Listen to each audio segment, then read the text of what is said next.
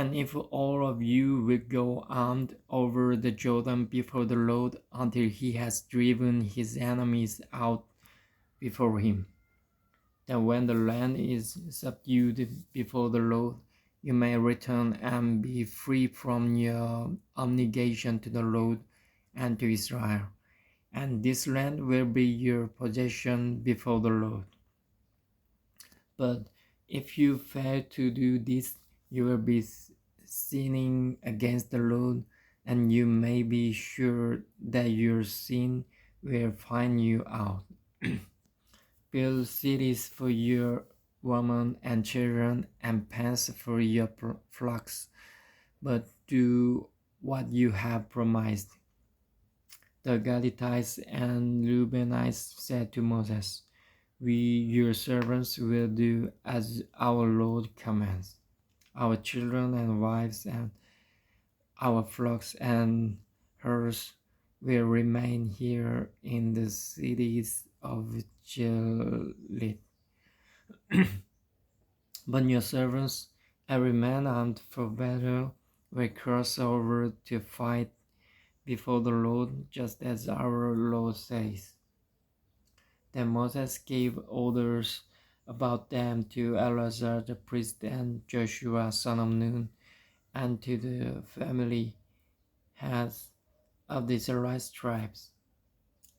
He said to them, "If the Gadites and Reubenites, every man armed for battle, cross over the Jordan with you before the Lord, then when the land is subdued before you, give them the land of Gilead as their possession. But if they do not cross over with you armed, they must accept their possession with you in Canaan."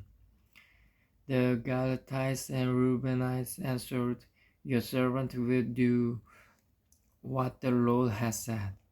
We will cross over before the Lord into Canaan armed, but the property we inherit will be on this side of Jordan." Then Moses gave to the Gadites, the Reubenites, and the half tribe of Manasseh, son of Joseph, the kingdom of Sihon, king of the Amorites, and the kingdom of Og, king of Bashan, the whole land with its cities and the territory around them. The Gadites built up Dibon, Ataroth, Aroel, Ataroth, Shophan, Jazer, Jogbehah,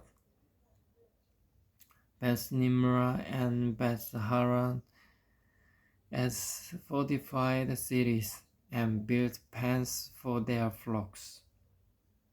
And the Reubenites rebuilt Heshbon, Elealeh, and Kiriathaim, as well as Nebo and Barmon.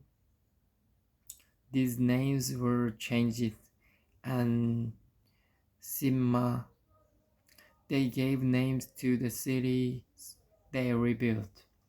The descendants of Machir, son of Manasseh, went to Gilead, captured it, and drove out the Amorites who were there. So Moses gave Gilead to the Machirites,